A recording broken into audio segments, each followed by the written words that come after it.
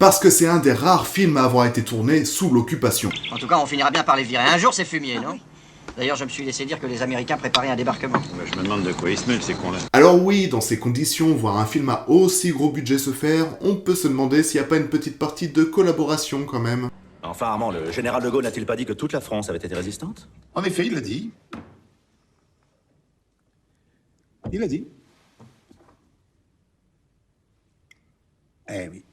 Mais pourtant, il faut croire que le général de Gaulle n'avait pas si tort, puisque ce film a été tourné autant que possible dans le plus grand secret. C'est un secret. Chut, la ferme. Non, je ne me tairai pas, parce qu'il est important de signaler que les auteurs de ce film étaient engagés dans la résistance, et notamment le scénariste et dialoguiste Jacques Prévert. Qu'est-ce que vous voulez de moi? Oh, t'inquiète, on ne veut rien de toi, si ce n'est éventuellement te remercier de tout ce que tu as apporté au cinéma, au théâtre, et bien entendu, à la poésie. Ah oui, et il faut aussi souligner que Marcel Carné, le réalisateur du film et lui-même par ailleurs homosexuel, a pris le risque de faire travailler 2 juifs qui du coup risquent gros. Bonjour, c'est Olivier de la milice. Cet homme, il avait des juifs dans le voisinage. Heureusement, il nous a prévenu à temps, sinon, crac, il lui aurait volé tout son argent. Embarquez-les, Lucien.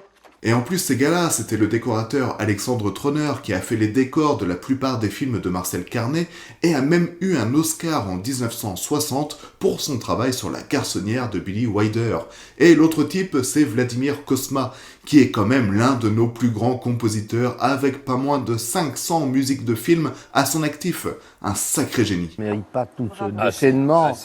Tout ce déchaînement, là, vous me traitez de génie, mais vous n'avez plus le sens des mots. Du beau monde, quoi, mais ce n'est pas tout, puisqu'en plus de Prévert, Carné, Troner et Kosma, on retrouve en trio d'acteurs Jean-Louis Barrault, Pierre Brasseur et surtout l'extraordinaire Arletty. Atmosphère, est-ce que j'ai une gueule d'atmosphère? Ce fut un tournage long et difficile entre les alertes aériennes, les coupures d'électricité, le rationnement de la pellicule, un acteur fasciste qui fuit par peur de la libération, et même Arletty qui interrompt le tournage pour se faire avorter. Et je crois que c'est aux jeunes filles et aux jeunes femmes de décider si elles doivent avorter ou non. Mais le résultat est là. Et le résultat, c'est une œuvre colossale de 3h10, un film poétique totalement enchanteur avec des dialogues devenus quasi cultes, un film magnifique montrant un Paris tourbillonnant comme on aimerait le voir plus souvent, un film d'amour aussi, flirtant bien entendu avec la tragédie. Bref, c'est un film mythique qui, à l'instar de son titre, vous conduira, vous aussi, au paradis. Vous êtes content d'être au paradis? Ouais. En même temps, ça veut dire que vous êtes mort. Ouais. Vous êtes content d'être mort? Et en plus, ce film a été classé au patrimoine mondial de l'UNESCO et a influencé pas mal de chanteurs qui utilisent les dialogues du film comme le groupe Deluxe. Peut-on savoir, mon ami, comment vous exercez actuellement vos talents? Puisque cela vous intéresse, je termine, enfin je mets la dernière main, à une chose tout à fait passionnante et qui fera du bruit. Ou mon préféré, le génial Daniel Dark. Bientôt peut-être, sait-on jamais avec le hasard. Oh, Paris est grand, vous savez. Paris est tout petit pour ceux qui s'aiment comme nous d'un aussi grand amour. Écoute l'histoire, un peu triste. Si tu savais l'histoire. Ah, qu'est-ce que je peux adorer cette chanson.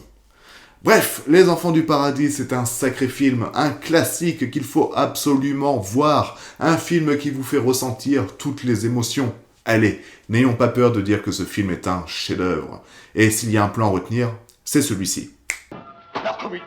Mais mon pauvre ami, vous êtes trompé de théâtre. Ici, on ne joue pas. On n'a pas le droit de jouer la comédie. Nous devons entrer en scène en marchant sur les mains. Non mais ça, je saurais le faire. Sur les mains. Et pourquoi? Parce qu'on nous brime. Et pourquoi? Parce qu'on nous craint. Ils savent que si on jouait la comédie ici, ils n'auraient plus qu'à mettre la clé sous la porte. Les autres, les beaux, les grands, les nobles théâtres. Chez eux, le public s'ennuie à crever. Ils endorment leur public. Avec leurs pièces de musée, leurs tragédies antiquaires et leurs malheureuses momies en péplum. Qui s'égosillent sans bouger. Tandis qu'ici, au funambule, c'est vivant, ça saute, ça remue.